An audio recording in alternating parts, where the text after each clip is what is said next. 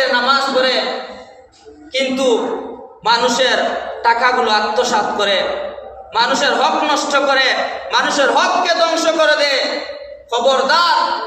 কাল কিয়ামতের কঠিন ময়দানে আল্লাহ রাব্বুল আলামিন সমস্ত গুনাহকে মাফ করে দিবেন, কিন্তু হকদারের হক আল্লাহ রাব্বুল আলামিন মাফ করে দিবেন না। নবী মুহাম্মদুর রাসূলুল্লাহ সাল্লাল্লাহু আলাইহি ওয়াসাল্লাম বলেন, কাল কিয়ামতের কঠিন ময়দানের মধ্যে যে সময় আল্লাহ রাব্বুল আলামিনের আরশের ছায়া ব্যতীত আর কোনো ছায়া থাকবে না, ওই আরশের ছায়ার নিচে একজন মানুষ স্থান পাবে। 7 প্রকারের মানুষগণের মধ্যে এক প্রকারের মানুষ হচ্ছেন ইমামুন আদিলুন, ইনসাফকারী বিচারক, ন্যায়কারী বিচারক, ইনসাফ কায়েম করেন যিনি, ইনসাফ কায়েম করনেওয়ালা। কাল কিয়ামতের কঠিন ময়দানে যে সময় মানুষরা উপরের দিকে ইয়া নফসি ইয়া নফসি বলতে থাকবে,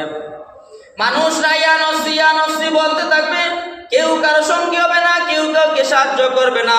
কেউ কাউকে সহযোগিতা করবে না। এই কিয়ামতের কঠিন ময়দানের মধ্যে ইমামুন আদিলুন, যারা ইনসাফ কায়েম করেছে, ইনসাফ প্রতিষ্ঠিত করেছে সমাজের মধ্যে, দেশের মধ্যে, যারা সমাজের মধ্যে, দেশের মধ্যে, রাষ্ট্রের মধ্যে, পরিবারের মধ্যে, পরিবার, সমাজ, রাষ্ট্র, প্রতিটা স্থানের মধ্যে ইনসাফ কায়েম করেছে, ওই সমস্ত লোকেরা ইমামুন আদিলুন,